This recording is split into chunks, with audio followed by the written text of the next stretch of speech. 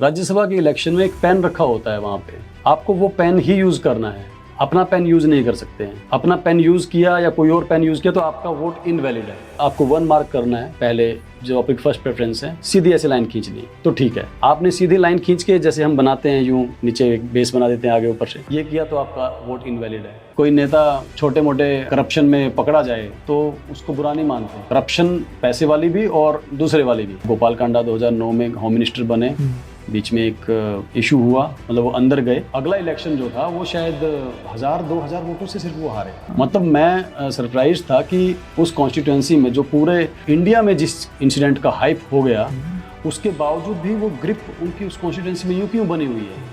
मान लीजिए शादी है या कोई और फंक्शन है, उसके रिचुअल्स होते हैं कि छोटे छोटे आपको चीज़ें, ऑर्नामेंट्स या और चीज़ें कुछ ना कुछ तो निभाना होता है। और पॉलिटिक्स के इलेक्शन के रिचुअल्स इतने हो गए हैं कि आपको वो निभाने ही पड़ते हैं और वो कॉस्टली हैं। उनके लिए पैसा लगता ही है। आप कितने ही अच्छे हों, आपको रैलीज, आपको गाड़ियों का तेल, आपको पोस्टरबाजी, आपको मीडिया पे खर्च, ये चीज़ें करनी ही पड़ेगी। अनलेस कि आप कोई बहुत ही ऐसा मूवमेंट अपने लिए क्रिएट कर लो जहाँ इन चीज़ों के बावजूद भी आपको वोट मिल जाए। एक बड़ा इंटरेस्टिंग परिवार है जिसके बारे में लोग उतना प्रोमिनेंटली बात नहीं करते, वो बड़ाना परिवार है, समाल खां सीट पर जो है। इस परिवार ने 35 साल में 31 इलेक्शन लड़े और सिर्फ 2 पीढ़ियों में। अवतार सिंह बड़ाना, करतार सिंह बड़ाना और उनके बेटों ने, उनकी बहनों ने भी और उनकी वाइफ ने भी, अवतार करतार की। और वो 31 इलेक्शन 6 राज्यों में लड़े हैं। तो बहुत लोग लोकदल की ट्रेनिंग के बारे में बहुत बोलते हैं कि लोकदल का जो कार्यकर्ता है उसके अंदर ऐसे इनग्रेन कर दिया जाता है कि लोकदल के लिए जीना मरना। पहले लोगों की जुबान में दम होता था, उनकी बात का वजन होता था। तो उसका बड़ा क्लासिक एग्जाम्पल है लोकदलीय विचारधारा। जिसके घर पे हरा झंडा लग जाता था या जिसने चश्मे का निशान एक बार पकड़ लिया मोहर लगाने के लिए, उससे छूटता नहीं था वो। उसको बहुत शर्म आती थी वो हरा झंडा अपने घर से उतारने में। मैंने देखा है, भले ही उनके काम नहीं हो रहे हैं, वो कोई नाराजगी है और आप चाहते हैं कि पावर में आए, काम करें, लेकिन हरा झंडा जो लगा हुआ है वो उतारा नहीं जा रहा था।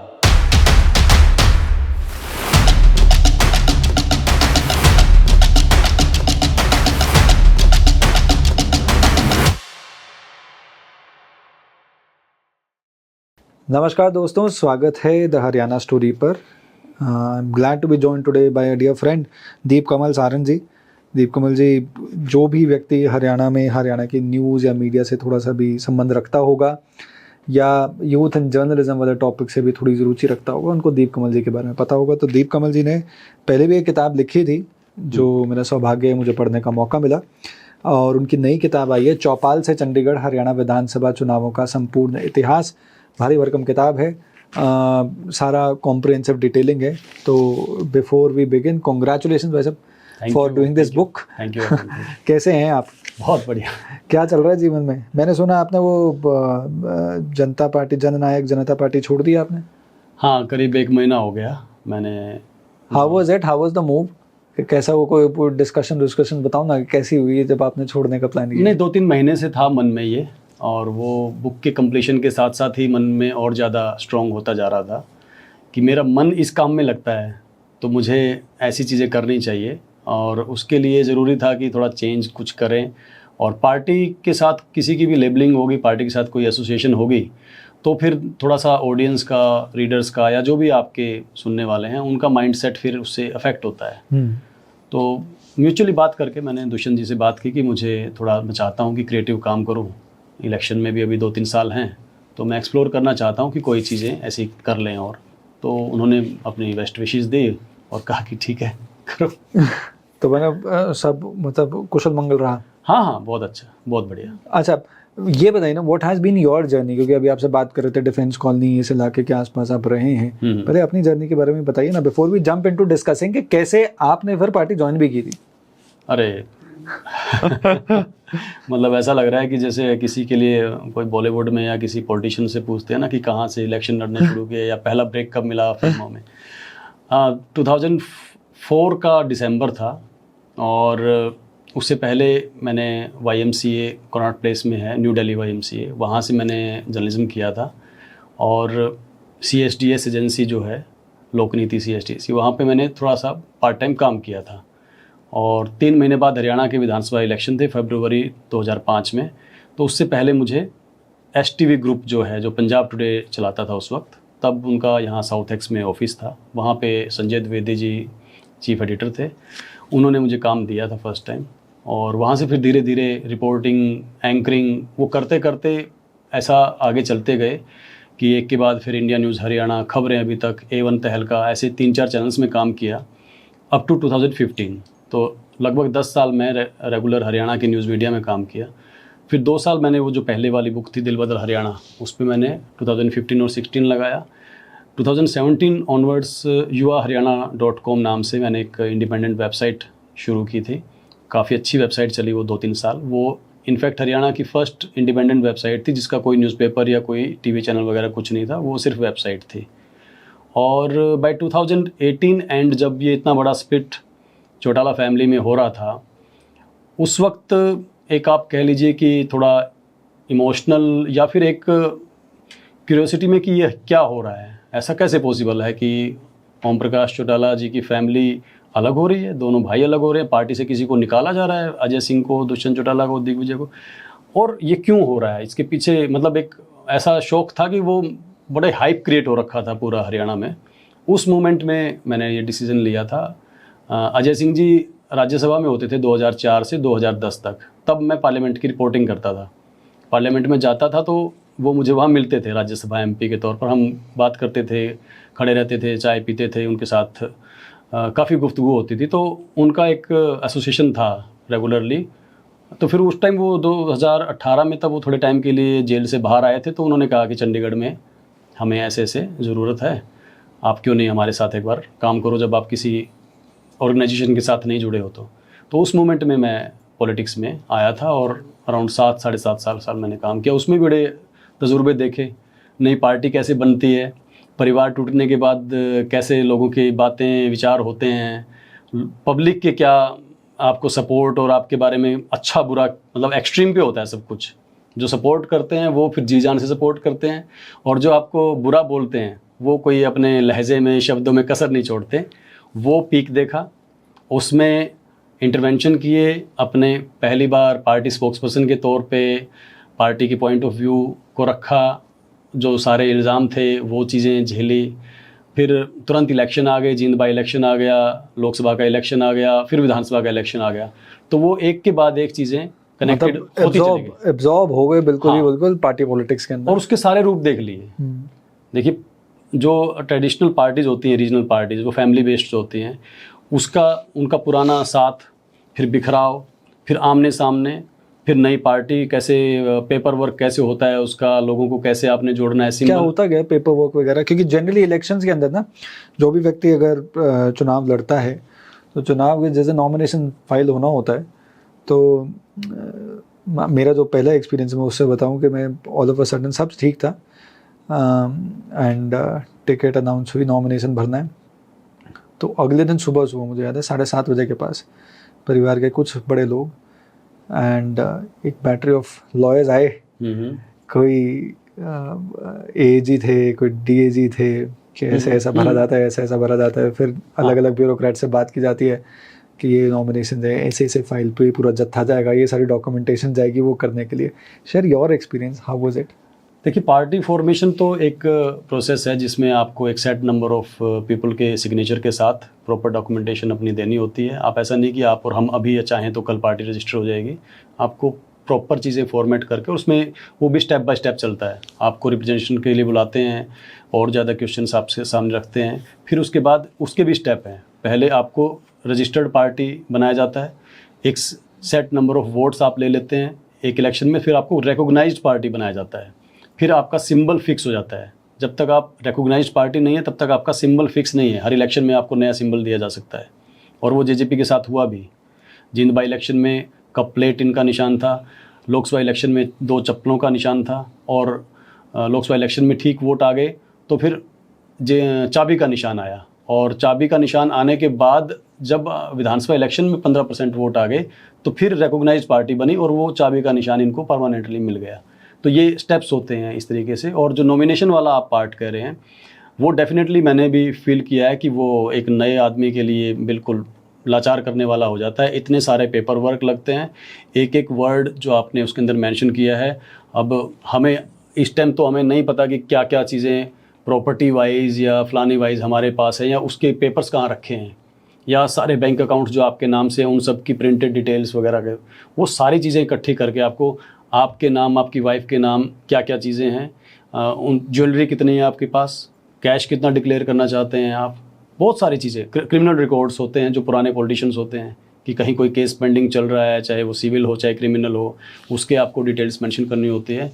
बहुत सारा पेपर वर्क तो रहता है, उसमें एडवोकेट्स इन्वॉल्व होते हैं, स्पेशली जो सीरियस पॉलिटिशियंस हैं उनके मैटर में। तो जो बड़े लोग हैं वो तो सारा काम तसल्ली से करते हैं। और हरियाणा की हिस्ट्री में तो ऐसे एग्जाम्पल रहे हैं जब नॉमिनेशन को लेकर लोगों के इलेक्शन को चैलेंज किया गया है। ये काम तो 1960s में, 70s में, 80s में खूब होता रहा है, बिकॉज कुछ लोग तो थे जिनको सारी चीज़ों का एक्सेस था, अच्छे खुद भी वकील थे या वकीलों के हिसाब से अपना नॉमिनेशन भरते थे, लेकिन वो जब अगर हार गए तो फिर वो जीतने वाले के पेपर वर्क निकाल लेते थे और उसको चैलेंज कर लेते थे। ऐसे एग्जांपल्स हैं इसके अंदर मेंशन। 1920s में हो गया था तो किस्सा 1920s के अंदर किस्सा था मेरे ख्याल से, ये शायद चौधरी लालचंद जी का या शायद लालचंद जी का ही चुनाव था जिसके अंदर इस तरह का कई हुए हैं। हुआ था। और फिर वो बाद में भी देखते हैं कि आपने आपकी एड क्या क्या छपी हैं, आपने न्यूज़ क्या क्या छपी हैं, आपने कहाँ किस फिर उस बेहद का झगड़ा स्टार्ट होता है। धर्मशाला में या किसी स्कूल के कैंपस में जाकर आपने जनसभा कर ली थी, किसी गुरुद्वारे मंदिर में जाके आपने लोगों से अपील कर दी थी।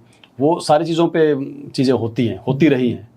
और कांग्रेस में तो बहुत बड़ा इंपॉर्टेंट होता है। मध्य प्रदेश के अंदर अभी राज्यसभा का जो चुनाव हुआ था, कांग्रेस पार्टी का एक क्लियर चांस है, कांग्रेस की जो लीडर हैं जो मध्य प्रदेश से नॉमिनेशन भर रही थी, उनके गणित जो इलेक्टोरल कैलकुलेशन जो बोल रही थी कायदे से उनको बन जाना चाहिए था, बट बीजेपी ने अपना एक थर्ड कैंडिडेट उतारा और इलेक्शन के लिए फोर्स करा, और जो नॉमिनेशन पेपर्स थे जो कांग्रेस की तरफ से थे उसके अंदर कमी रह गई। हाँ, एंड उसकी वजह से कांग्रेस कैंडिडेट जीत नहीं पाया और तीनों के तीनों राज्यसभा सीट्स बीजेपी जीत। राज्यसभा इलेक्शन तो 2-3 इलेक्शन तो हरियाणा के मैंने देख लिए, और दूसरे स्टेट्स में भी क्लासिक एग्जांपल है कि जहां हम सारी चीज़ों में रिफॉर्म्स ला रहे हैं, सुधार ला रहे हैं, ट्रांसपेरेंसी ला रहे हैं, वहाँ राज्यसभा का इलेक्शन ऐसा है जिसके अंदर अभी भी ऐसे ऐसे लूप होल्स गुंजाइश के तौर पर रखी गई हैं या है, जिनको लोग इलेक्शन बाय इलेक्शन ढूंढते हैं और अगले इलेक्शन में उससे कुछ नया निकाल के लाते हैं। आप चाहे हरियाणा का 2016 का इलेक्शन देख लीजिए या अभी जो लास्ट ईयर इलेक्शन हुआ, उसके अंदर ऐसे ही किसी एक लूप होल को यूज़ किया गया जो पता चला है, और उसके हिसाब से फिर आपके सामने रिजल्ट चेंज हो जाता है। अब आज के टाइम भी जब ईवीएम की बात हो रही है या और चीज़ें हो रही है, राज्यसभा के इलेक्शन में एक पेन रखा होता है, वहाँ पे आपको वो पेन ही यूज़ करना है, अपना पेन यूज़ नहीं कर सकते हैं। अपना पेन यूज़ किया या कोई और पेन यूज़ किया तो आपका वोट इनवैलिड है। अच्छा, उसमें आपको अगर 1 मार्क करना है, पहले जो आपकी फर्स्ट प्रेफरेंस है, अगर आपने सीधा ऐसे लाइन खींचनी है, सीधी ऐसे लाइन खींचनी है तो ठीक है। आपने सीधी लाइन खींच के जैसे हम बनाते हैं यूँ नीचे बेस बना देते हैं आगे ऊपर से, ये किया तो आपका वोट इनवैलिड है। आपने 1 लिख के नीचे डॉट लगा दिया, आपका वोट इनवैलिड है। आपने 1 लिख के ऊपर गोला लगा दिया, आपका वोट इनवैलिड है। आपने टिक लगा दिया कि मेरे को ये पसंद है, आपका वोट इनवैलिड है। सिर्फ ऐसे, बस ऐसा लिख के अगर आपका पेन हल्का सा दाएं बाएं भी सरक गया नीचे से तो आपका वोट इनवैलिड है। तो अपॉर्चुनिटी मिल जाती है इनवैलिड करने की? नहीं, वो किसी ज़माने में जब किया गया था तब तो ये था कि आपका वोट सीक्रेट वोट है। आप उसके ऊपर कोई भी ऐसा मार्क नहीं छोड़ेंगे जो आपके बैलेट को आइडेंटिफाई कर सके कि ये किसका है। ओके। अगर 50 लोग वोट डाल रहे हैं तो उसमें से आप कोई ऐसा निशान डॉट का या टिक का या कोई भी और नहीं छोड़ेंगे जिससे बाद में आप किसी तरीके से उसको एस्टेब्लिश करें। मतलब ये बेसिकली जो तरीका होता था कि भाई मैं आपको वोट डाल के आऊँगा, आप चेक करवा लेना, तो वो कहेगा कि कैसे चेक करवाऊँगा, देखना मैं ऐसा कुछ लगा के आऊँगा। तो फिर वो चाहे वो कोई फेवर लेना हो या कोई बात हो, उस तरीके की चीज़ों को रोकने के लिए कि आपका जो बैलेट है वो औरों से अलग नहीं होना चाहिए। बट उसी के अंदर सारी चीज़ें हो जाती हैं। अब उसको लोग मिसयूज़ करने लगे।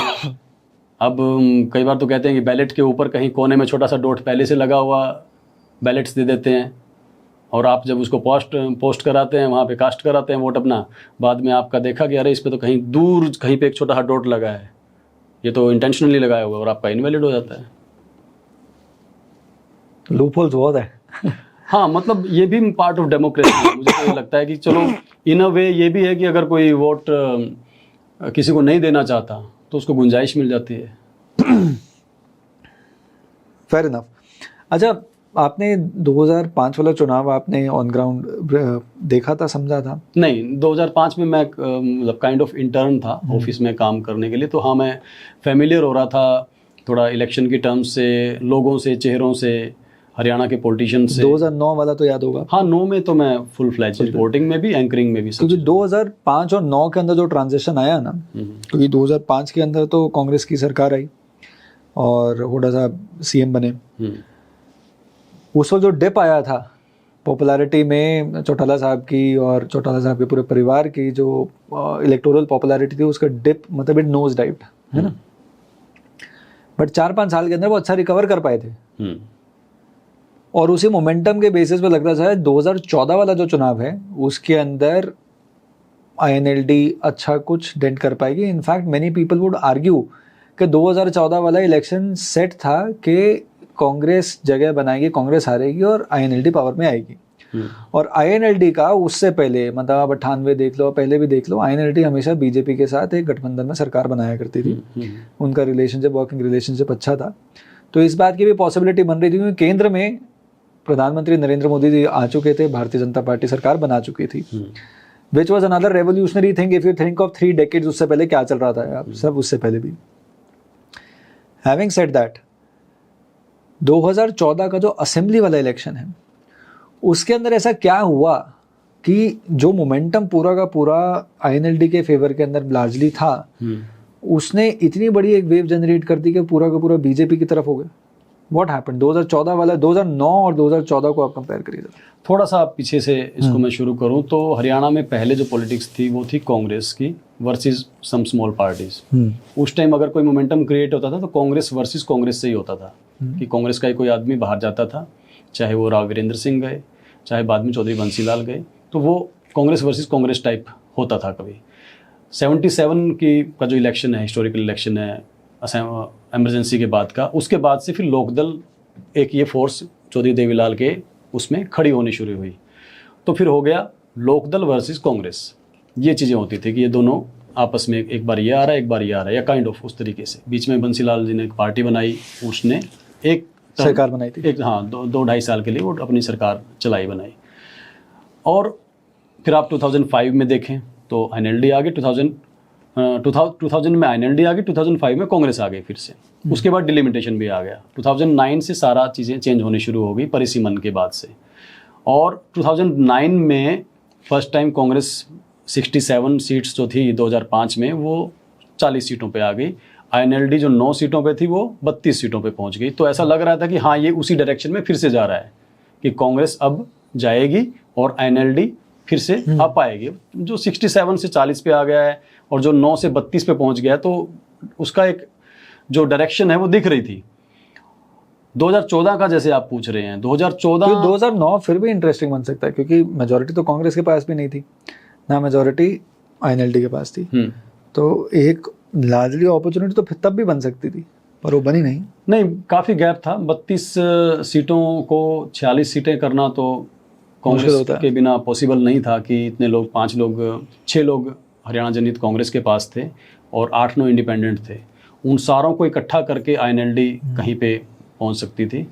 और जैसे कि ट्रेडिशनली रहा था चौधरी भजनलाल परिवार के साथ, चौटाला फैमिली की तरफ से वो अप्रोचेबल ही नहीं था, कम्युनिकेशन भी तरीके का नहीं था कि ये दोनों आपस में कोई पॉसिबिलिटी आपस में। तो उसी इलाके के अंदर ये झगड़ते भी हैं लाडली। हाँ, लार्जली ये भी बात बिल्कुल ठीक है। भिवानी, हिसार और जो फतेहाबाद का एरिया है वो थोड़ा सा ऐसा रहा है इनका।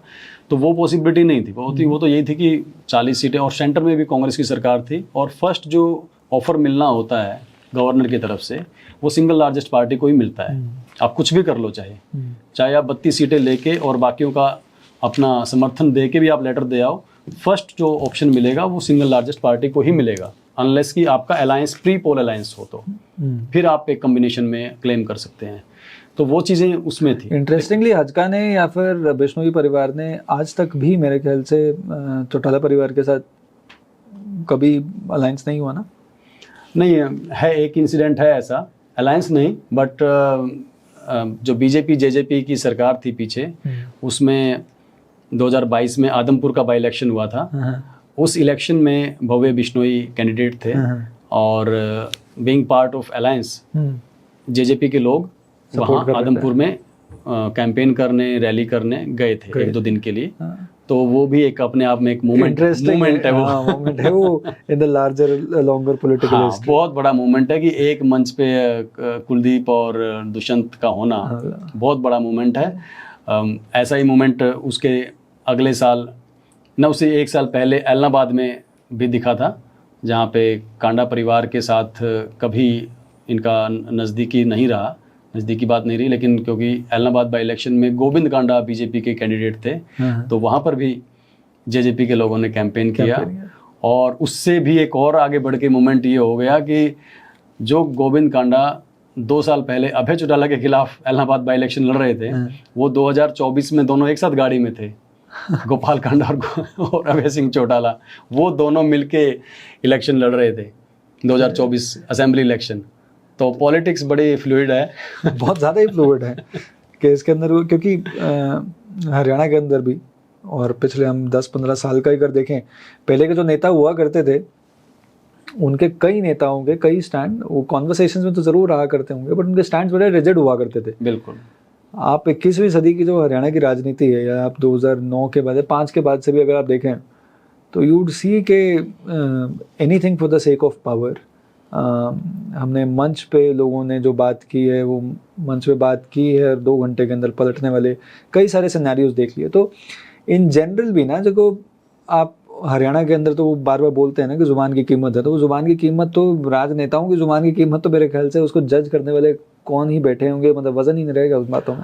मुझे लगता है ये देखो, अब जो पॉलिटिकली समझ रखते हैं उन लोगों के लिए एक ये एक्सेप्टेड रियलिटी हो गया है, न्यू नॉर्मल हो गया है कि आज कोई कुछ बोल रहा है और कल एकदम से पलट के कुछ और बोलेगा, तो ये पार्ट ऑफ गेम है, पार्ट ऑफ पॉलिटिक्स है, ऐसा होता रहा है।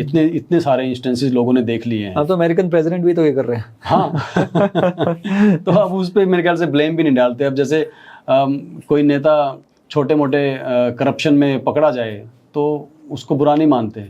करप्शन पैसे वाली भी और दूसरे वाली भी बुरा नहीं मानते उसको। आप एक चीज़ एग्जांपल देखिए, हरियाणा में गोपाल कांडा 2009 में होम मिनिस्टर बने, बीच में एक इशू हुआ, उनको सजा नहीं हुई, मतलब वो अंदर गए। नहीं, बहुत बड़ा इशू था, बहुत बड़ा इशू हुआ, अंदर गए। और अगला इलेक्शन जो था वो शायद 1000-2000 वोटों से सिर्फ वो हारे 2014 का। क्या नाम था लेडी का, वो एयर होस्टेस? गीतिका शर्मा। मतलब मैं सरप्राइज था कि उस कॉन्स्टिट्यूएंसी में जो पूरे इंडिया में जिस इंसिडेंट का हाइप हो गया, उसके बावजूद भी वो ग्रिप उनकी उस कॉन्स्टिट्यूएंसी में यूं क्यों बनी हुई है? उनके वोट नहीं घट रहे हैं, बड़े वोट। तो कहाँ है वो जो लोग जो ये सोचते हैं कि भाई एक राजनेता को बड़ा सामाजिक होना चाहिए, या फिर एक्सपेक्टेशन इन जनरल, और नहीं, और वो फिर 19 में जीत भी गए दोबारा से, अगला इलेक्शन भी जीत गए। तो मैं ये कह रहा हूँ कि ये एक्सेप्टेड चीज़ें हो गई हैं अबाउट द पॉलिटिशियंस कि इनकी लाइफ में ये सब चीज़ें तो रहेंगी, हैं ये नहीं, मतलब ये मान के, और फिर वो कम बुरा चुनने वाला काम हो जाता है या अपनी कम्युनिटी वाला चुनने वाला काम हो जाता है अल्टीमेटली। तो since we are at it,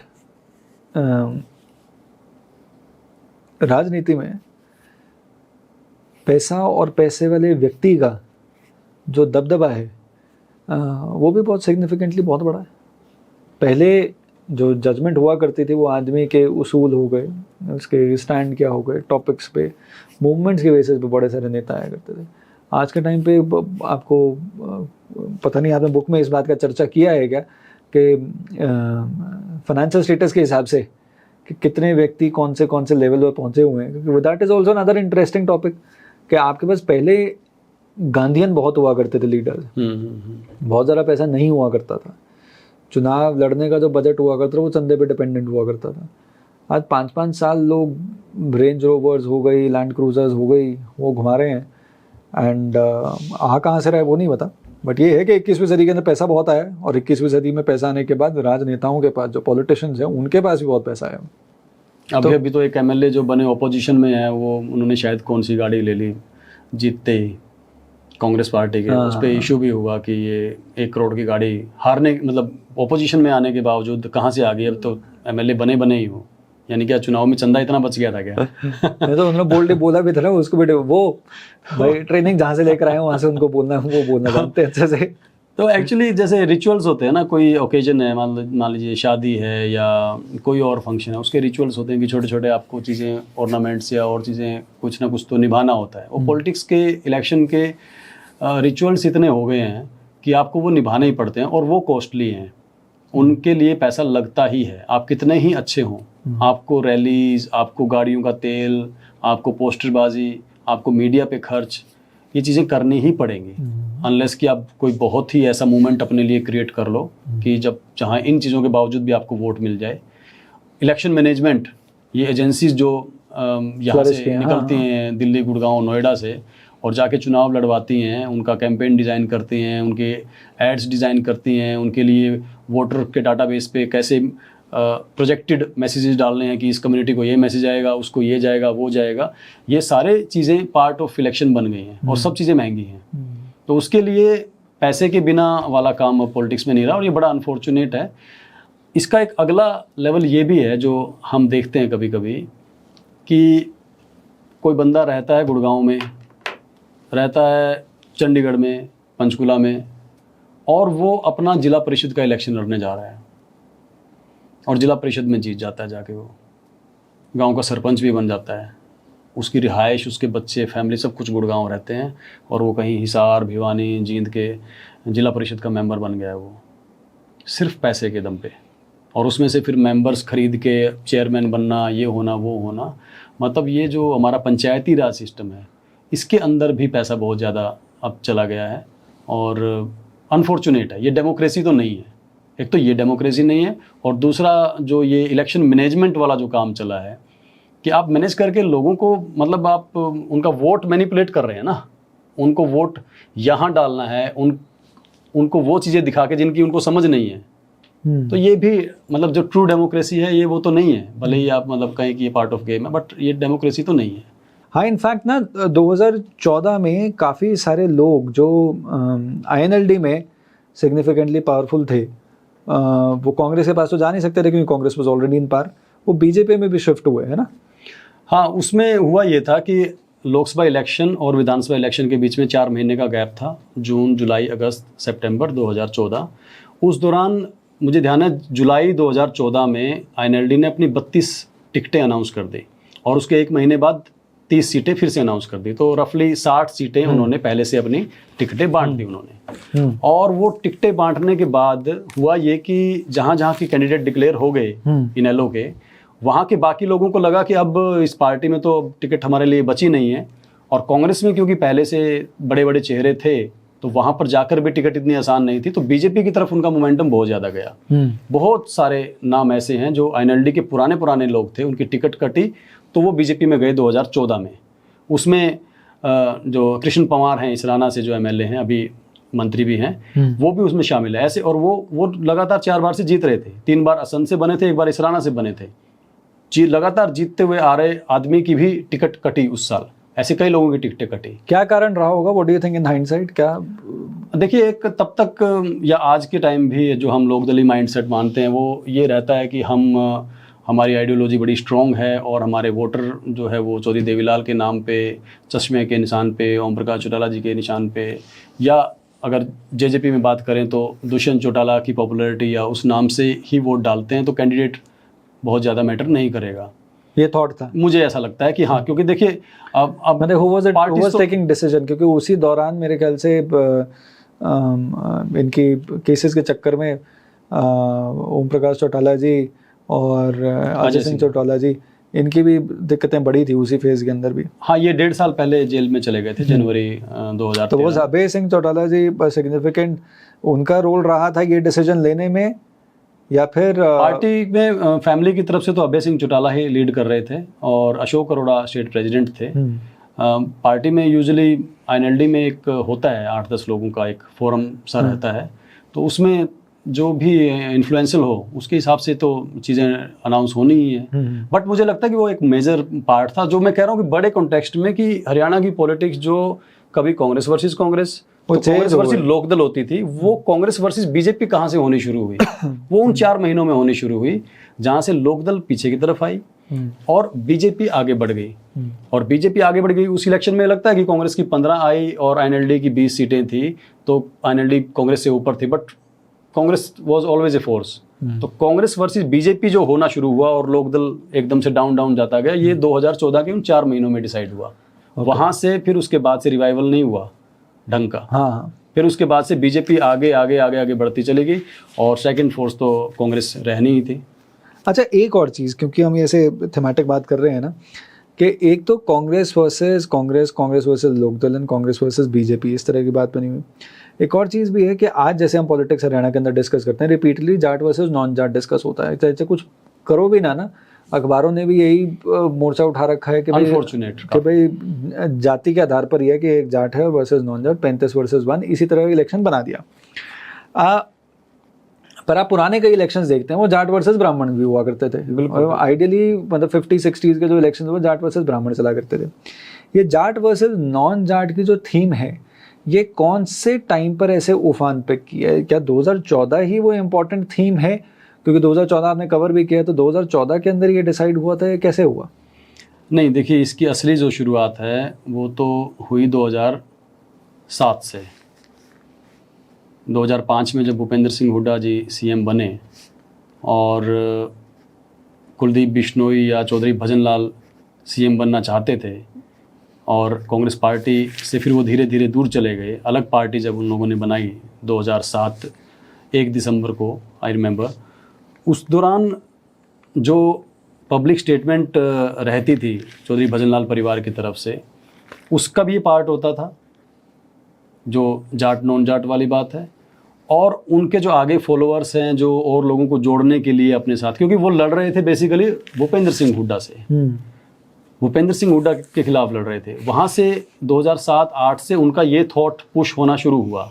क्योंकि भजनलाल परिवार का भी पहले नॉन जाट वोट कंसोलिडेशन का फोकस रहा करता था। हाँ, क्योंकि भजनलाल जी जब 1981 में, जब वो दोबारा से 1981 के अंदर जब वो कांग्रेस से मुख्यमंत्री बन गए थे, तब भी उन्होंने कई बार पब्लिक स्टेटमेंट्स इस तरह की दी हैं कि चाहे वो बिश्नोई हों पर वो जाति से जाट हैं। और कई लोग बताते हैं एफिडेविट तक दे रखा है उन्होंने शायद किसी महासभा के अंदर।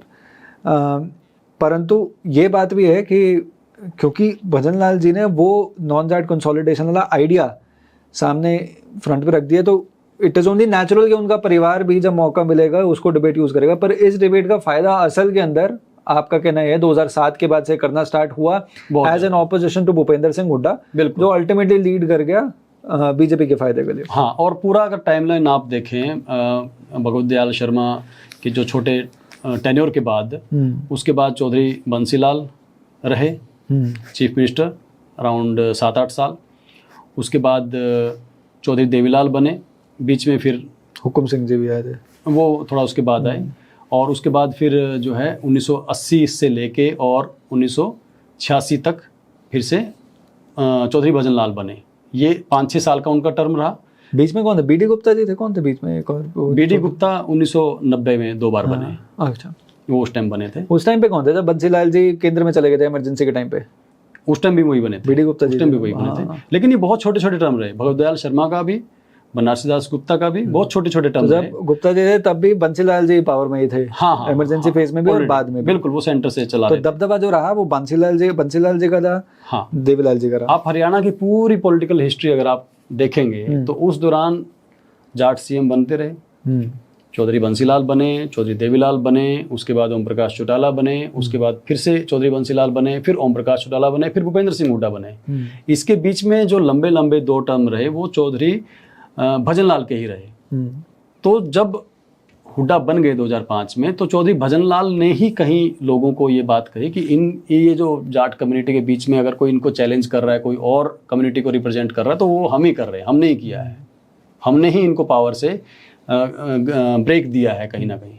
तो उस चीज़ को पुश करना था, कुलदीप बिश्नोई को अपनी पार्टी खड़ी करनी थी। ये वहाँ से नैरेटिव सारा शुरू हुआ 2007 में। और उसके बाद फिर वो धीरे धीरे ऐसा होता है कि कोई एक बात शुरू हो जाए तो फिर उसका ओपोजिशन भी होता है, ओपोजिशन होने लगे तो वो बात और स्ट्रॉन्ग होने लग जाती है, तो ये टसल एक तरीके से वहाँ से शुरू हुई। फिर उसके बाद 2014 के इलेक्शन से पहले 2012 में बीजेपी ने अलायंस कर लिया, कुलदीप बिश्नोई के साथ फॉर्मूला बना दिया 45 सीटों का, और ये भी कि कुलदीप बिश्नोई सीएम बनेंगे, क्योंकि बीजेपी में तब तक उतना कॉन्फिडेंस नहीं था। चीफ मिनिस्टर तब भी भजनलाल फैमिली से ही वो बनाना की बात कह रहे थे। तो वो वहाँ से फिर बीजेपी ने अपनी ऑर्गेनाइजेशनल स्ट्रेंथ बना के अपना टेक ऑफ कर गए आगे के लिए, और हज का जो है वो, क्योंकि ऑर्गेनाइजेशन को उन्होंने मजबूत नहीं बनाया, तो वो धीरे धीरे कम होती चली गई। आज तक भी वही चल रहा है। अगर बीजेपी ने आईएनएलडी को या लोकदल आइडियोलॉजी को रिप्लेस किया है तो उसके पीछे ऑर्गेनाइजेशनल स्ट्रेंथ ही है। बीजेपी ने अपने संगठन पे काम किया है, जो कि चुपचाप होता रहता है, लोगों को तुरंत दिखता भी नहीं, बहुत बाद में दिखता है। और जो ताकत होती थी लोकदल की, इनेलो की, वो कहीं ना कहीं वीक हुई है, क्योंकि वो ऑर्गेनाइजेशन में कहीं ना कहीं उतना ध्यान नहीं दिया गया, या जो स्प्लिट हुआ उस दौरान ऑर्गेनाइजेशन टूट गया, नए लोग आए, नए नए अपने हिसाब से विचार बनाने लगे। तो वो वाली बात मुझे लगता है कि बीजेपी उसमें कॉन्टिन्यूटी बनाई है बीजेपी ने। बड़ी इंटरेस्टिंग बात कही आपने, भजनलाल जी के परिवार से भी जुड़ी हुई, क्योंकि एक दौरान वो 2012 की भी अगर हम बात करें तो भजनलाल जी का परिवार पहले भी, और कुलदीप बिश्नोई जी भी, पूरा का जो तामा झामा है परिवार का, वो एक सिग्निफिकेंटली पावरफुल फोर्स थी बहुत। और आज हम 2026 में अगर बात कर रहे हैं, लगभग लिटिल मोर देन 15 ईयर्स, या आप 20 साल भी लेना चाहो तो लगभग little less than 2 decades later, Bhajanlal ji का जो परिवार था, उसका जो दबदबा था, वो तो सिग्निफिकेंटली रिड्यूस हो गया। मैं इसी तरह, ये मेरा प्रश्न है कि उसके बारे में आप थोड़ा बताइए, पर इसको इस कॉन्टेक्स्ट में बताइए कि हरियाणा की राजनीति के बारे में जब भी कॉन्वर्सेशन हुई, वो परिवारों के हिसाब से कॉन्वर्सेशन हुई है। तो या तो कोई परिवार था जो लोकल एरिया में डोमिनेट करता था, पर मुख्यतः 3 ये परिवार हो गए, बंसीलाल जी का परिवार हो गया, देवीलाल जी का परिवार हो गया, भजनलाल जी का परिवार हो गया, जो 1990s के अंदर अपनी दूसरी या तीसरी पीढ़ी के अंदर फेज लेना स्टार्ट कर गया था। बिल्कुल। अब उस कॉन्टेक्स्ट में आप परिवारों के बारे में बताइए, और फिर भजनलाल जी के बारे में कुछ बताइए कि भजनलाल जी का परिवार एक टाइम पे इतना दबदबा रखा करता था कि उन्होंने एक तरह से नैरेटिव दिया बीजेपी को इतना बड़ा, कि जिसका एडवांटेज बीजेपी को बहुत मिला है, परंतु लगभग 15 साल बाद आज भजनलाल जी का परिवार एकदम गर्द पे, मतलब कोई उनके परिवार के अंदर कोई एमएलए नहीं है, कोई एमपी नहीं है। हाँ, देखिए, ये तो जो एक इम्प्रेशन है हरियाणा के बारे में, बार बार 3 लाल्स बोल देते हैं, या उस वे में बात कहते हैं कि हाँ देवीलाल, बंसीलाल, भजनलाल, ये इन लोगों के इर्द गिर्द रही है राजनीति। जो टॉप है हरियाणा पॉलिटिक्स का, जो टॉप है, वो तो इन तीनों के इर्द गिर्द रहा है। मतलब चीफ मिनिस्टर ऑफिस कह लो या पार्टी की लीडरशिप कह लो, वो तो ठीक है कि एक बड़ा पार्ट इनके इर्द गिर्द रहा है, भूपेंद्र सिंह हुड्डा के आने या बीजेपी के आने से पहले, वो तो रहा है, उतना तो ठीक है। लेकिन मैं मेरी बुक में भी मेंशन मैंने बहुत सारा किया है। अगर आप देखेंगे, जैसे आप कह रहे थे कि अपने अपने डिस्ट्रिक्ट में, अपने अपने एरिया में बहुत सारे परिवारों ने पॉलिटिक्स हरियाणा में की है, और बड़ी लंबी पॉलिटिक्स की है, तो वो बहुत सारे हैं। ऑलमोस्ट आई थिंक 50+ मैंने फैमिलीज़ को इसमें समराइज़ किया है बुक में, और मैं थोड़े से बताऊंगा, आपको भी ध्यान आएंगे वो परिवार। और ये वो परिवार है जिनकी कम से कम 2 पीढ़ियों ने 10-15 इलेक्शन या उससे ज़्यादा इलेक्शन लड़े हैं। आप देखिए, ऊपर से अगर शुरू करेंगे कालका से, तो अब अच्छा खासा फैमिली लेगेसी हो गई है विनोद शर्मा जी के परिवार की। उनकी वाइफ आज के टाइम में एमएलए हैं, विनोद शर्मा जी सेंटर में मिनिस्टर रहे, हरियाणा में मिनिस्टर रहे, उनके बेटे राज्यसभा के सांसद हैं। उसके बाद नारायणगढ़ में चौधरी लाल सिंह गुर्जर का परिवार है, उनके परिवार के अच्छे खासे इलेक्शन है। मुलाना सीट पे फूलचंद मुलाना के परिवार के काफ़ी सारे इलेक्शन हैं। अब उनकी पुत्र वधू आज के टाइम एमएलए हैं, उनके बेटे एमपी हैं। और उसके ऊपर निर्मल सिंह का परिवार, क्योंकि उनकी बेटी भी अब इलेक्शन लड़ चुकी है। और उसके आगे अगर आप पेहवा में देखेंगे, हरमंदर सिंह चट्ठा और उनके बेटे मनदीप चट्ठा के बहुत सारे इलेक्शन हो गए हैं। कलायत में जयप्रकाश और उनके भाई रणधीर सिंह और विकास के बहुत सारे इलेक्शन हो गए हैं बड़े कम टाइम में, कुछ 35 साल की। वो परिवार की भी क्या इंटरेस्टिंग कहानी है, पिताजी सांसद हैं, बेटा विधायक है। हाँ, वही तो। और उसके बाद शमशेर सिंह सुरजेवाला, रणदीप सिंह सुरजेवाला और आदित्य सुरजेवाला का परिवार हो गया। एक बड़ा इंटरेस्टिंग परिवार है जिसके बारे में लोग उतना प्रोमिनेंटली बात नहीं करते, वो बड़ाना परिवार है समालखा सीट पर जो है। समालखा सीट पर बड़ाना परिवार का इतिहास इतना इंटरेस्टिंग है कि आप भूल जाएंगे तीनों लालों को, हरियाणा के तीनों लालों को भुला देगा ये परिवार। इस परिवार ने 35 साल में 31 इलेक्शन लड़े हैं, और सिर्फ 2 पीढ़ियों में। अवतार सिंह बड़ाना, करतार सिंह बड़ाना और उनके बेटों ने, उनकी बहनों ने भी और उनकी वाइफ ने भी, अवतार करतार की, और सिर्फ 2 पीढ़ियों में 31 इलेक्शन, और वो 31 इलेक्शन 6 राज्यों में लड़े हैं। 6 राज्यों के साथ साथ इन लोगों ने 10 पार्टियों से ये चुनाव लड़े हैं। कितनी पार्टियां? मैं बताता हूं। देखो, फैमिली पॉलिटिक्स यहाँ आके फेल हो जाती है। इन लोगों ने हरियाणा, उत्तर प्रदेश, राजस्थान, मध्य प्रदेश की लोकसभा सीटें और हरियाणा, उत्तर प्रदेश, मध्य प्रदेश, उत्तराखंड और दिल्ली की विधानसभा सीटों से चुनाव लड़े हैं। टोटल 6 स्टेट बनते हैं कुल मिला के, 31 चुनाव हैं। और इन्होंने कांग्रेस, भाजपा, जनता दल, हरियाणा विकास पार्टी, सजपा, इनेलो, एनसीपी, बसपा, राष्ट्रीय लोकदल और इंडिपेंडेंट, इतने पार्टियों से, इतने सिंबल्स पर चुनाव लड़े हैं। उसमें जीते कितने हैं? हाँ, ये एक कम फिगर है। ये तो अपनी ठीक है, एक पॉलिटिक्स करते हैं उस हिसाब से, जीते कम है, वो भी है इसके अंदर मेंशन्ड है सारा। यहीं पे एक वो बड़ी इंटरेस्टिंग चीज़ है कि हमने 2 पीढ़ियों के अंदर ही 31 चुनाव और 35 साल में इतना किसी की स्ट्राइक रेट किसी की नहीं है इतनी।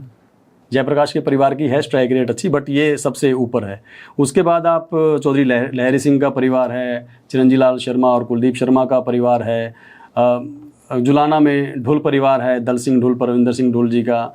उसके बाद मांगेराम गुप्ता का परिवार है, बीरेंद्र सिंह जी का भी अब तो परिवार हो गया है, क्योंकि परिवार में 3 लोग अलग अलग हाउसेज में जा चुके हैं। टोहाना में हरपाल सिंह और परमवीर सिंह जी का परिवार है।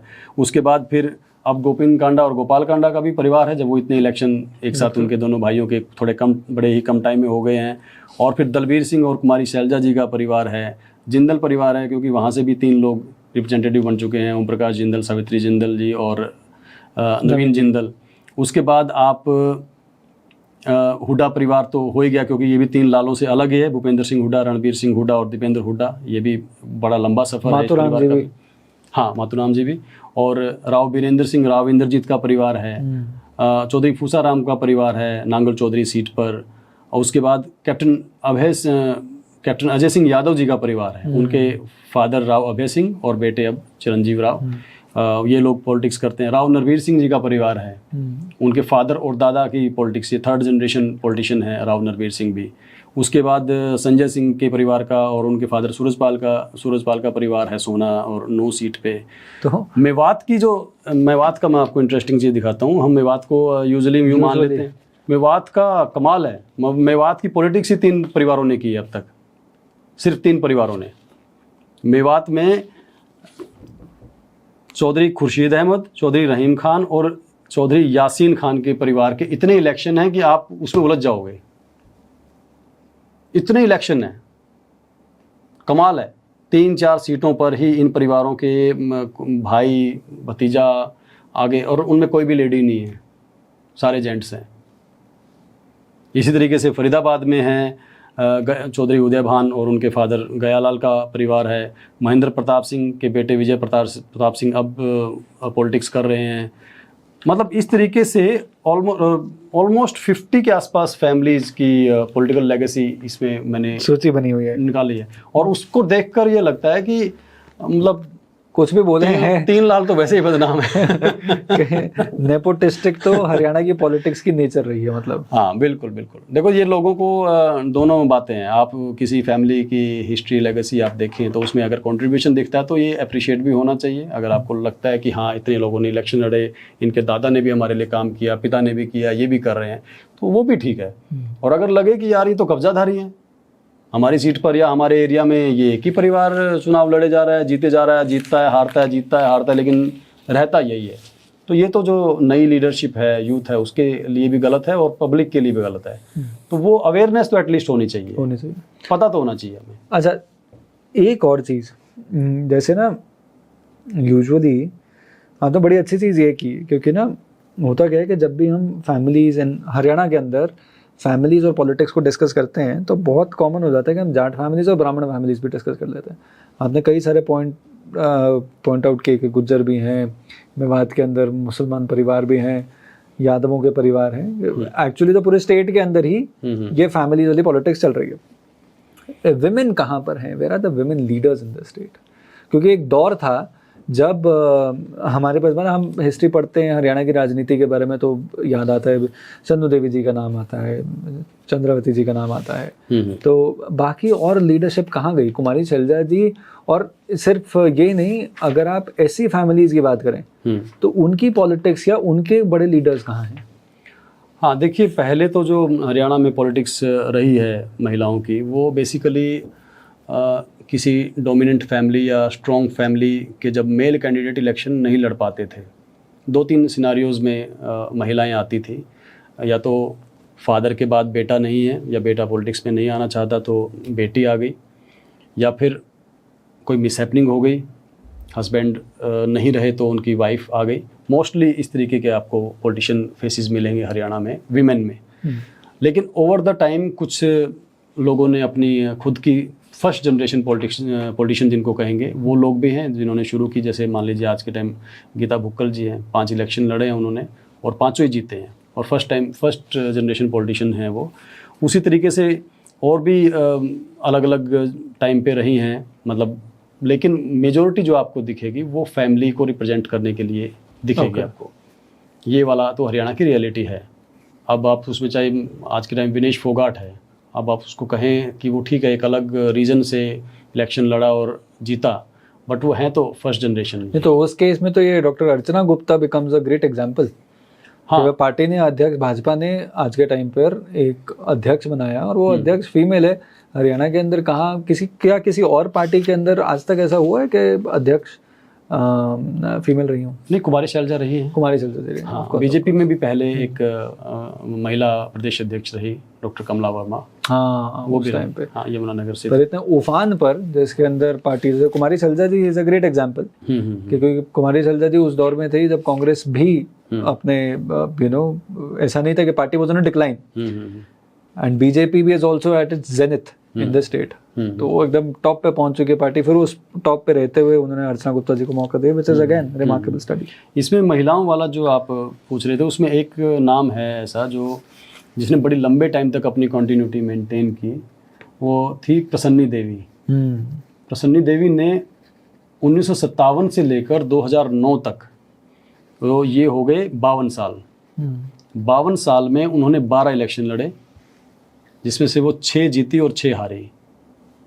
52 साल तक कॉन्टीन्यूसली इलेक्शन लड़े प्रसन्नी देवी ने, 12 इलेक्शन, और सारे के सारे 12 के 12 इलेक्शन कांग्रेस पार्टी के टिकट पर लड़े, सभी के सभी। सिर्फ एक 96 में उन्होंने इलेक्शन ही नहीं लड़ा, उनको टिकट नहीं मिली होगी, लेकिन 52 साल में 12 इलेक्शन कांग्रेस पार्टी के टिकट पर। और राजौन से वो एमएलए बनी, इंद्री से एमएलए बनी, नौलथा से एमएलए बनी, और एक और सीट जो बाद में बन गई थी पानीपत ग्रामीण, जहाँ से उन्होंने इलेक्शन लड़ा, आखिरी इलेक्शन, वहाँ से भी उन्होंने इलेक्शन लड़ा, लेकिन हालांकि जीत नहीं पाई वो। तो 4 सीटों को उन्होंने रिप्रेजेंट किया कांग्रेस पार्टी की ही टिकट पर, और 52 साल तक पॉलिटिक्स की।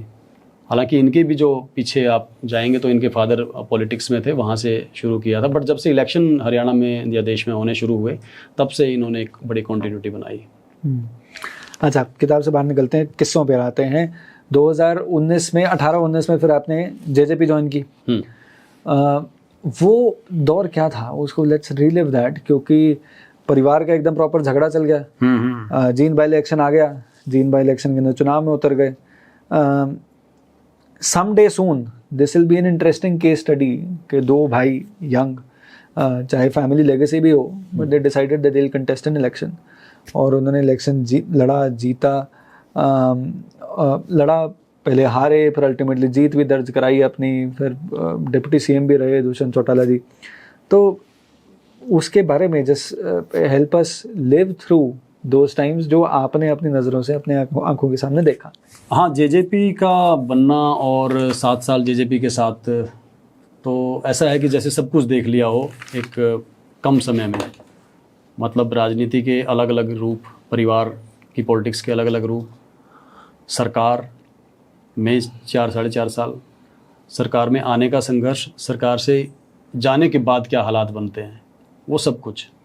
मतलब एक व्यक्ति का, एक पार्टी का अर्श भी और फर्श भी, और उसमें इतनी ज़्यादा वैरायटी हर चीज़ के इलावा में। किसान आंदोलन का लोगों का गुस्सा, और जो बाद में जो रिज़ल्ट रहे 2024 के, जो रिज़ल्ट रहे लोकसभा के, विधानसभा के, मतलब अनबिलीवेबल। वो आप कंपेयर करें 2019 के चीज़ों से कि कैसे लोग हाथों हाथ ले रहे थे, लोग बिल्कुल एक्सेप्टेंस का पीक था एक तरीके से एक न्यू लीडर के लिए। और फिर गवर्नमेंट में रहते हुए 4-4.5 साल पोर्टफोलियो में कोई फ़र्क नहीं आया, सेम मिनिस्ट्रीज़ रही, सेम कंसिस्टेंसी रही, सारे काम मतलब इतने होते थे वहाँ पे जो मैं सामने देखता था कि जैसे हम बात करते हैं कि भूपेंद्र सिंह हुड्डा जी के यहाँ लोगों का मेला लगता है, ओम प्रकाश चौटाला जी के यहाँ पर लोग इतने जाते थे, सेम दुष्यंत चौटाला के कोठी पर चंडीगढ़ में भी, दिल्ली में भी खूब बिल्कुल आते थे, काम होते थे, काम करते थे। लेकिन उसके बीच बीच में भी हमारे पास भी सिग्नल्स आते रहते थे कि जो काम करवा रहा है वो भी ये कह रहा है कि बस आगे तो नहीं, और जो आ ही नहीं रहा है वो भी कह रहा है कि इनको आगे देखेंगे, और उन्होंने देखा आगे, ऐसा देखा कि आज तक किसी को नहीं देखा है। तो ये तो देखो पॉलिटिक्स का कहीं ना कहीं ऐसा नहीं, पर क्यों, आपको क्या लगता है क्यों हुआ होगा ऐसा? मैं वही करूँ, ये तो कोई ऐसी चीज़ है जिसको डिकोड करना भी अपने आप में कहीं ना कहीं एक बहुत साइंस भी है और सोशल साइंस भी है। क्या बीजेपी के साथ गठबंधन करना इज द प्राइमरी रीजन जिस वजह से शुरुआत हुई? 2 लेवल पे पार्टी का जो संगठन है, पार्टी के जो कार्यकर्ता, सक्रिय कार्यकर्ता और पदाधिकारी, एक भी पदाधिकारी ने पार्टी नहीं छोड़ी बीजेपी से अलायंस के बाद, एक ने भी नहीं छोड़ी। और उसके बाद 2-3 महीने बाद कोरोना आ गया, कोरोना के बाद 6 महीने बाद किसान आंदोलन आ गया। तो ये एक ऐसी टाइमलाइन थी कि आप अक्टूबर में सरकार में आते हैं, नवंबर में सरकार फॉर्म होती है, मिनिस्ट्रीज फॉर्म होती है, दिसंबर जनवरी आप काम करते हैं, फरवरी में कोरोना आ जाता है 2020 में, और मार्च में लॉकडाउन, मार्च से सितंबर तक लॉकडाउन, अक्टूबर के आसपास किसान आंदोलन की मूवमेंट शुरुआत होने, और नवंबर में आई थिंक वहाँ पे बैठ गए थे या दिसंबर में बैठ गए थे आके। तो तब ये लगा कि ये शायद 1-2 दिन का होगा, हफ्ते, इतना तो नहीं हो कोई सोचता ना कि 1 साल कहीं कोई बैठेंगे इतनी बड़ी संख्या में लोग। आमतौर पे कोई भी मूवमेंट खड़ी होती है, कोई आंदोलन होता है तो लगता है कि यार बातचीत हो जाएगी, दूसरे तीसरे दिन बातचीत हो जाएगी, कोई ना कोई बीच में आके कमेटी बन जाएगी, कोई समझौता हो जाएगा, मांग मान ली जाएगी, कुछ तो होगा। बट वो दिन बाय दिन ऐसा होता गया कि आप एक साइड आपने ले लिया कुछ चीज़ों को जस्टिफाई करने के लिए, कुछ चीज़ों को जस्टिफाई करने के लिए कि भाई ये कानून ठीक हैं या इनमें ये सुधार हो सकता है, उनमें वो हो सकता है, और फिर आपको वो चीज़ डिफेंड करनी पड़ती है बार बार। आप एक साइड जब ले लेते हैं तो फिर डिफेंड तो करनी पड़ती है, और उसमें कब टाइम बीत गया, कब गैप बढ़ गया, आपका लोगों के बीच में जाना बंद हो गया, कोरोना की सेकेंड वेव आ गई, आपके पास वजह भी है और एक तरीके से कारण भी है कि लोगों के बीच में नहीं जा रहे, और किसानों का विरोध भी हो गया। वो गैप इतना हो गया कि वहाँ पर कुछ ना कुछ ब्र्यू कर रहा था इतना ज़्यादा कि वो चीज़ शायद नहीं समझ में आई। और फिर ठीक है कि सरकार में एक्चुअली बीजेपी ने कोई उसमें ट्रबल नहीं किया ना, सरकार स्मूथली चलती रही, इतनी आसानी से चलती रही। तो फिर ये लगा कि चीज़ें शायद इलेक्शन ईयर में लास्ट में मैनेज हो जाएंगी, और फिर वो अलायंस टूटना लोकसभा इलेक्शन। तो in hindsight what do you think, कारण क्या थे कि जेजेपी को लोगों ने रिजेक्ट किया 2024 में? मुझे तो लगता है कि वो जो कनेक्ट टूटा पहले कोरोना की वजह से, फिर किसान आंदोलन की वजह से, और फिर आप एक चीज़ जो बोल चुके हैं, जो कह चुके हैं कि आप बीजेपी के साथ सरकार में हैं और सरकार में रहते हुए किसानों के लिए काम करना चाहते हैं, लोगों के लिए काम कर रहे हैं, आप उसी चीज़ को निभाते चले जाएं, उसी चीज़ को जस्टिफाई करते चले जाएं। मुझे लगता है कि वो फिर हम पुश हो जाते हैं, कोई एक स्टैंड जब हमने ले लिया है उस स्टैंड को हम सही साबित करते चले जाते हैं, और जो सुनने वाला है वो उसको सुन ही नहीं रहा है, उसको वो चीज़ आपको बिल्कुल आउटराइटली रिजेक्ट कर चुका है। आइडिया दैट के पहले जेजेपी ने कहा कि भाई भाजपा के साथ गठबंधन नहीं होगा या भाजपा के साथ नहीं जाएंगे, या पॉलिटिक्स को अपनी भाजपा के अगेंस्ट खड़ी करना और उसके बाद भाजपा से गठबंधन करके आगे बढ़ना। तो वो 5 साल तो आप अच्छा एंजॉय कर गए, पर उसके बाद 5 साल बाद 5 साल तक लोगों को वो बात याद रही, और उन्होंने उसका जो इलाज किया उन्होंने 2024 में किया। मैं वही कह रहा था कि जो पार्टी कैडर के लोग थे, चाहे वो उन्होंने छोड़ा, चाहे वो पदाधिकारी थे, चाहे सक्रिय कार्यकर्ता थे, उन्होंने छोड़ा नहीं। Why do you think, is it लोकदली ट्रेनिंग? क्योंकि बहुत लोग लोकदल की ट्रेनिंग के बारे में बहुत बोलते हैं कि लोकदल का जो कार्यकर्ता है उसके अंदर ऐसे इनग्रेन कर दिया जाता है कि लोकदल के लिए जीना मरना। हाँ, जो आप पहले कह रहे थोड़ी देर पहले कि पहले लोगों की जुबान में दम होता था, उनकी बात का वजन होता था, तो उसका बड़ा क्लासिक एग्जाम्पल है लोकदलीय विचारधारा। जिसके घर पे हरा झंडा लग जाता था, या जिसने चश्मे का निशान एक बार पकड़ लिया मोहर लगाने के लिए, उससे छूटता नहीं था वो। उसको बहुत शर्म आती थी वो हरा झंडा अपने घर से उतारने में। मैंने देखा है ये, भले ही उनके काम नहीं हो रहे हैं, वो कोई नाराज़गी है, एक मोमेंट, एक टाइम चल रहा है कि 10 साल से आप सरकार से बाहर हैं और आप चाहते हैं कि पावर में आए, काम करें, लेकिन हरा झंडा जो लगा हुआ है वो उतारा नहीं जा रहा था। ये होती थी, ये होता है। मैं तो अभी कुछ दिन पहले ना एक हमारे युवा नेता ही हैं हरियाणा से, वो पहले कांग्रेस में थे, फिर भाजपा में थे और अब इंडिपेंडेंट है। तो उनके यहाँ पे ये बात उठी, कहते आसान नहीं होता कि अपना स्टांस बदलना। यदि आप पार्टी छोड़ देते हो, पर जिस पार्टी के लिए आपने इतना वो रखा हो, और वो बड़ी समझ वाली बात भी है, तो लोकदलीय विचारधारा छोड़ती नहीं थी। हाँ। और हरियाणा के अंदर थोड़ा है भी ऐसा कि व्यक्ति भी ऐसे नहीं होते कि अगर वो छोड़ दें तो इतने मैलिएबल हो जाएं।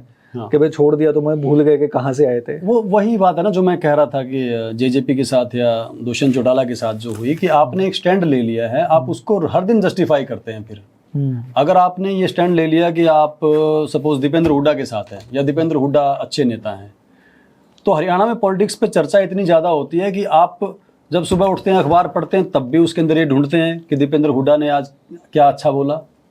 आप उसके बाद अपने ऑफिस में, अपनी दुकान पे जाते हैं, वहाँ पे चर्चा करते हैं, वहाँ पर भी आप ये कहते हैं ना भाई बढ़िया आदमी है, अच्छा छोरा है। उसके बाद बस से घर आते हैं तो बस में भी इस बात पे झगड़ते हैं कि ना भाई दीपेंद्र अच्छा है। शाम को ताश खेलते हैं तो वहाँ पर भी झगड़ते हैं कि ना भाई मेरा नेता अच्छा है। वो इतना ज़्यादा रिपीटिशन करते हैं, इतना ज़्यादा हमारे यहाँ राजनीतिक चर्चा होती है कि आपने अगर ये बोल दिया कि हुड्डा अच्छा है तो आपको उसको निभाते चले जाएंगे। आपने बोल दिया कि दुष्यंत अच्छा है या चौटाला साहब अच्छे हैं तो उसको निभाते चले जाएंगे। आपने उसको अपनी आइडेंटिटी से जोड़ लेना है। आपके घर पे हरा झंडा लगा है या कांग्रेस का झंडा लगा है तो वो आपकी आइडेंटिटी, आपकी ड्रेस का पार्ट हो गया, उसको उतारा नहीं जाता फिर आसानी से। पर ये जो चीज़ है, ये मतलब लोक दल के कार्यकर्ता के अंदर ये की कैसे, मतलब ये अकम्प्लिश कैसे होती है? इसको अकम्प्लिश करने का क्या वो तरीका है? क्योंकि फैमिली ड्रिवन है, तो जो व्यक्ति, जो नेता हैं, उनका स्वभाव भी ऐसा है कि लोगों के साथ जुड़े रहना, लोगों के घर घर पहुंचना। क्या उस वजह से लोग इतना जुड़े रहते हैं?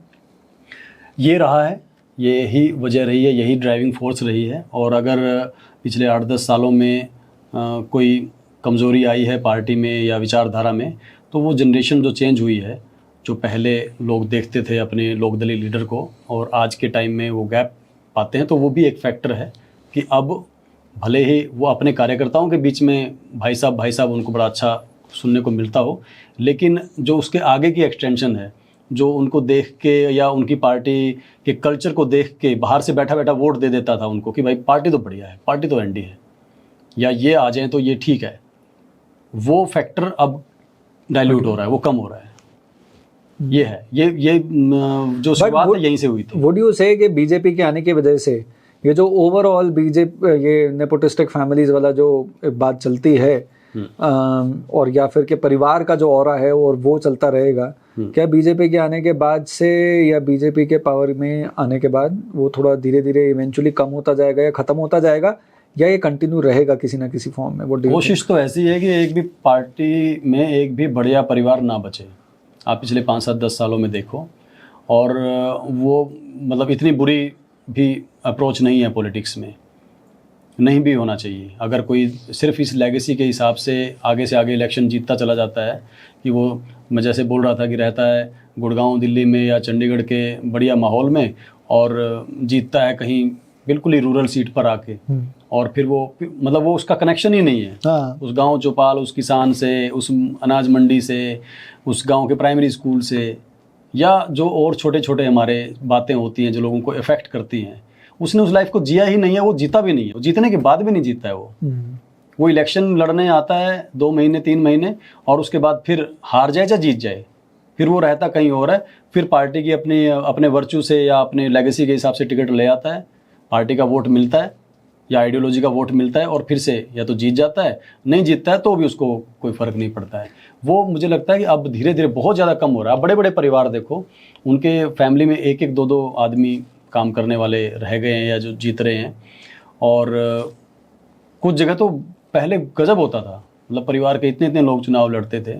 अब मेरे ख्याल से बीजेपी तो उस चीज़ को प्रमोट नहीं कर रही है, और जब तक ज़रूरत ना हो करना भी नहीं चाहिए। मेरे ख्याल से अगर एक परिवार लोगों के काम कर सकता है तो परिवार का एक आदमी भी काफ़ी है चुनाव लड़ने के लिए। अच्छा, before we close, Dushyant Chautala versus Digvijay Chautala, क्या सीन लगता है, मतलब किस तरह का काम है, दोनों की कार्यशैली में क्या फ़र्क है, किसकी क्या स्ट्रेंथ है, व्हाट डू यू थिंक? नहीं, ये तो बड़ा पर्सनल सा सबका अलग अलग एक्सपीरियंस है किसी के साथ। दुष्यंत चौटाला जी के लिए जो लोगों में एक्सेप्टेंस रही, जो क्रेज़ रहा, जो उनका विज़न रहा है बहुत सारी चीज़ों को लेकर, वो बहुत एक्सेप्शनल है। और दिग्विजय जो एनर्जी लेकर आते हैं, चाहे पहले था और चाहे अब है, जो डेयरिंग लेकर आते हैं। अब जींद में रणदीप सुरजेवाला के खिलाफ चुनाव लड़ना, उनसे ज़्यादा वोट लेना, दोगुने वोट। सोनीपत में भूपेंद्र सिंह हुड्डा के खिलाफ इलेक्शन लड़ना, और उसके बाद अब डबवाली में भी अच्छी फाइट करना, वो आई थिंक वो एक जेनेरिक फाइटर हैं जो कहीं ना कहीं किसी भी नए एक्सपेरिमेंट से डरते नहीं हैं। और दुष्यंत चौटाला के लिए जो एक्सेप्टेंस रही है 2018-19 में, वो मुझे नहीं लगता कि पिछले चौधरी देवीलाल या ओम प्रकाश चौटाला के बाद किसी एक पर्सन के लिए स्टेट वाइड एक्सेप्टेंस। 2019 में वो जीते उचाना से 50,000 वोटों से, लेकिन और 25 सीटें ऐसी थी वो वहाँ पर जाकर लड़ते तो वहाँ से भी जीतते। ये जो स्टेट वाइड एक एक्सेप्टेंस वाला जो दौर होता था वो ख़त्म हो रहा है हरियाणा में। आप बीच में जो राजनीतिक परिवारों की बात कर रहे थे, चलो हम बाकियों की ना बात करें, सिर्फ हम 3 लालों की भी बात कर लें, तो उसमें चौधरी भजनलाल और चौधरी बंसीलाल के परिवार, इन दोनों को एक तरफ, और चौधरी देवीलाल का परिवार, ओम प्रकाश चौटाला, और इनमें ये फ़र्क ये है कि चौटाला परिवार ने, देवीलाल परिवार ने स्टेट में बहुत जगह पे जाके इलेक्शन लड़े हैं। वो अलग अलग जगह पर जाकर अपनी आइडियोलॉजी या अपने पॉलिटिकल स्पिरिट को दिखाते रहे हैं, हरियाणा से बाहर भी, पंजाब में भी, राजस्थान में भी, और हरियाणा में भी सोनीपत, रोहतक, भिवानी, कुरुक्षेत्र, हिसार, यहाँ से उन्होंने लोकसभा चुनाव लड़े हैं।